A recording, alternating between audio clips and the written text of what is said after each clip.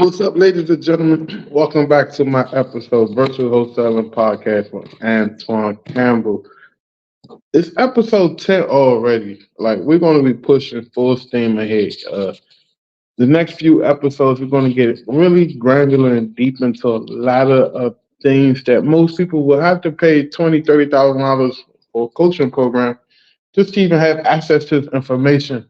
But I'm providing you this information free of charge just because I want to see you win and succeed. Today we're going to be talking about challenges, overcoming challenges and setbacks in virtual wholesaling. People watch a few videos and they had this notion, this idea that they're going to be very successful and that they're going to make 40 grand in 2 months. They're going to get a deal in 1 month. They're going to crush it in 6 months.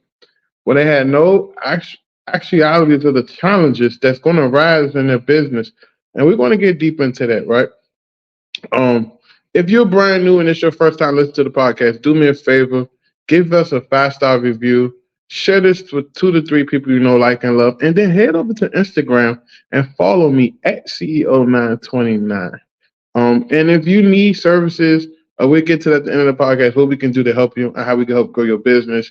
But if you're curious, our website is CEO929.com. Let's get back into this podcast. One of the biggest challenges that most wholesalers will face and setbacks is one, lead quality. What is that? Because people assume that the lead's supposed to be a certain significance before they're able to speak with them. But I'm here to tell you that this business is predicated off of pretty much being at the right place at the right time. Whether you're running PPC marketing, you're running Facebook ads, you're running cold callers, you're running text message marketing, it's all in alignment of being at the right place at the right time. Ask yourself, if you go into a Facebook group and you see a newbie saying, man, I just did a $50,000 deal my first week of cold calling. It wasn't that the newbie was lucky, the newbie has extra success, God was in the newbie favor, which I'm pretty sure God was in his favor. But it was an alignment at being at the right place at the right time. Most of the time, there probably was already people working on this file. There's probably a big box wholesaler who spent $600 for this quality of lead that had an acquisition manager that was following up, and it may not was consistent enough. Most of the time, you may quote them at a good time, and it's like a once in a million opportunity. It's like going to the casino for the first time, hitting a slot machine button, and ding, ding, ding, you win. But all actuality, this is all predicated and based on repetition. So real true marketing is nothing more than repetition. So the challenges that most people face is, I call this list and it doesn't work. I call this list, the numbers are bad. I call this list and I'm struggling. When you have an effective strategy, you'll know that you're going to keep calling that list and calling that list and calling that list until the records show that the property is even deeded to somebody else, or they say, if you call me again, I'm going to call 911 on you.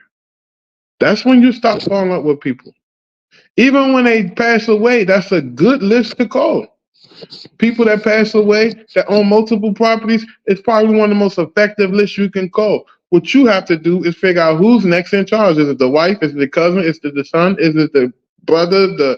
The family lawyer? Whoever's in charge that can make the decision and say, hey, we would like to liquidate this property, right? So that's one of the biggest challenges that people face, is assuming that they have a lead quality issue. When all actuality, they don't have a proven system to even know if the leads are quality, because all leads are quality. Any house that's not sold is a quality lead. You just have to wait the course and wait the time, whether it's 2 months, 3 months, 6 months, 12 months, 18 months, it doesn't matter. Because if you have the mindset, I'm going to be doing this for the next 10, 15 years, it doesn't matter, Mr. Seller, when you're ready to sell. As long as you're going to be ready to sell at some point in the future, we're here for you. That should be your mindset. That's my mindset in any business I do. Like my VA business. Oh, I'm not ready for a VA right now. Cool, no problem. But when you're ready to hire your first VA, I will be here. Because you know what? I see myself doing this for the next 10 years. The problem with most of you guys is you don't see yourself doing anything past 6 months. You work 3 months for something and it doesn't work out, you move on to the next thing. You ever seen that little meme on Instagram or YouTube where people are digging for gold or digging for diamonds and they show them picking and they right almost at the end and it's a mound of gold and diamonds and they give up and walk the opposite way and the other person keep digging for gold, diamonds, hit it? That's what most of you are in business. You guys struggle with the fact that this is going to take longer than what most of us suspected, including me. When I take on coaching clients, and the reason why we don't coach as much is because I don't want to fall into people unrealistic expectations of what to expect as a business owner and operator. Because there's a difference. A business owner is a person who owns a business, right? And there are other people managing it. That's a great business model when you have capital to deploy to higher quality people to do the things you refuse to do. An operator is a person who owns a business, but they actually runs the day to day and they runs the operation, right? So you got to have SOPs, you got to have systems, and most of you guys are struggling because you don't have the simple SOPs. Um, SOPs on her equity list. What does that look like? Here's an SOP I can give you right now. We're going to follow up with that list until the records indicate otherwise. But Antoine, how would I know someone sold their house? If you have that list monitored, like on a prospering list automator or REI Fifth or something like that, it will show you that the house was sold. Then you scrub it off your list. Let me tell you a little secret that most people don't understand. 96% of all lists are good. So if you keep buying list and skip trace after list and list and list, that's not your problem, buddy. The problem is you refuse to be consistent enough to allow the list to work in your favor.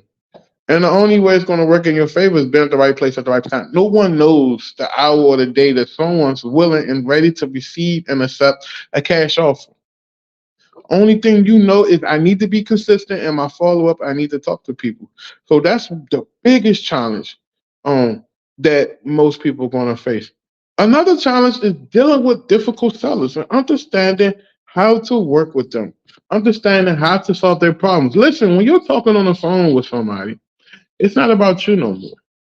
It's all about how can I serve you and help you in your current situation.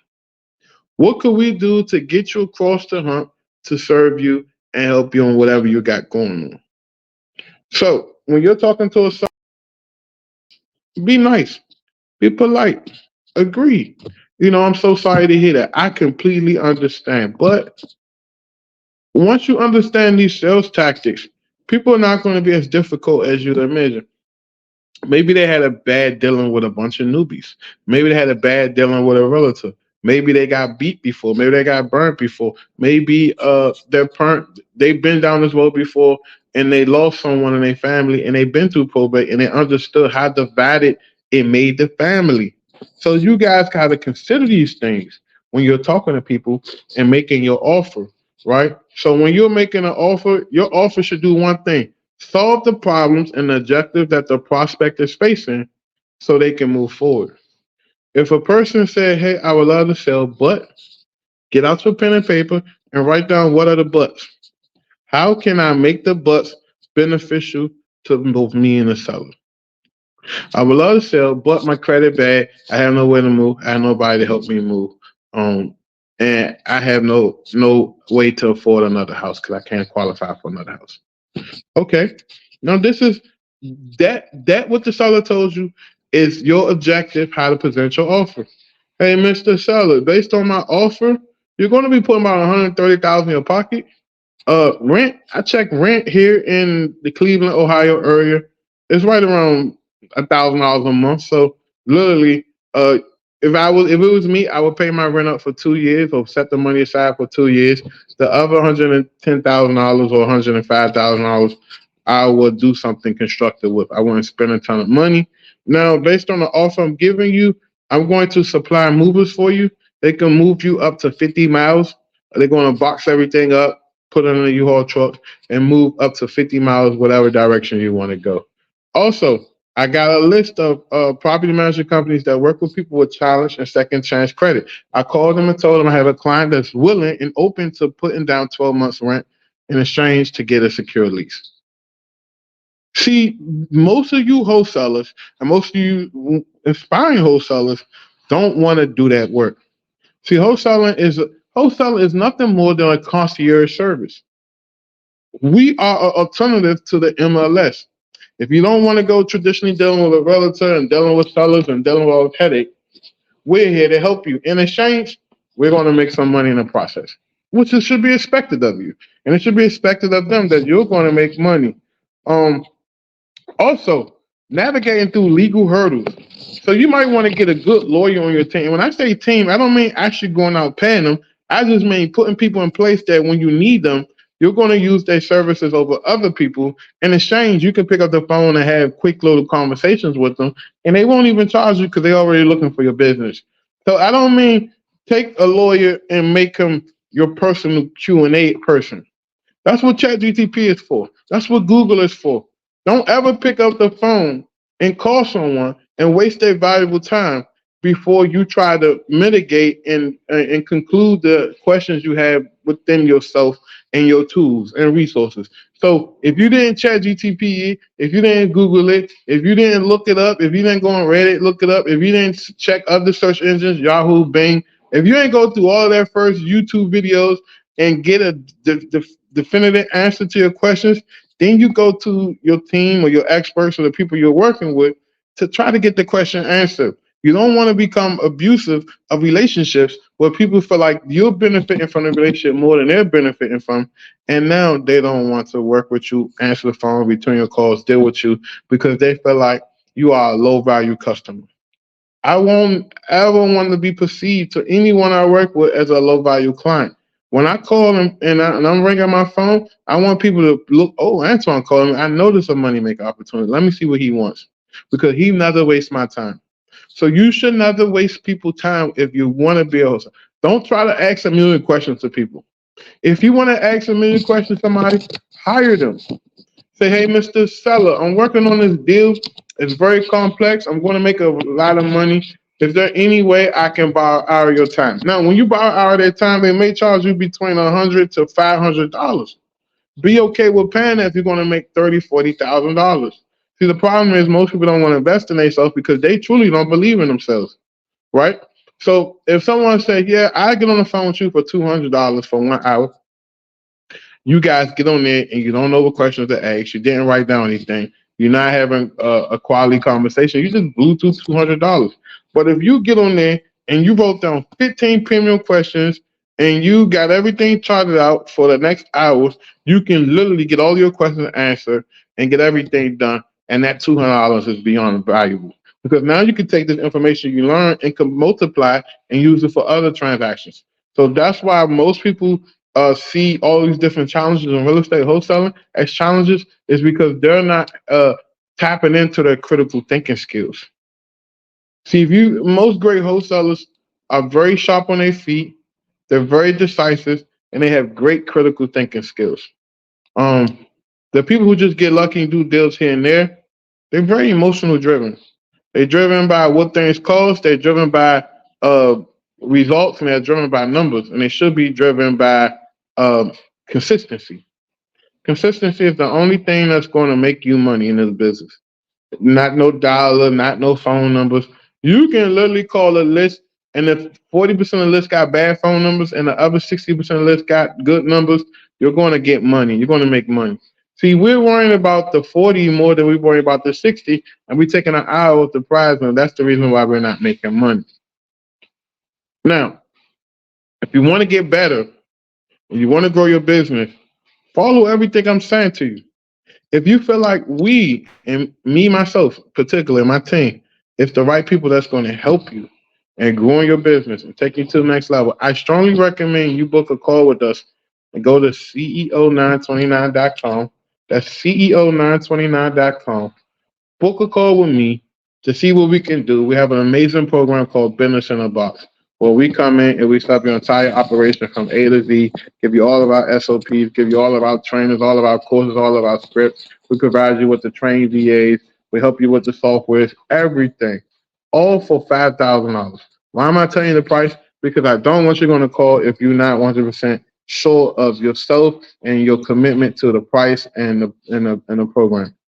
If that still doesn't phase you and you're still interested, head over there right now and say, I want to talk to you more about the Business in the Box program and what we can do. We have so many success stories in this program. Like I said, this is episode 10. Look out for episode 11.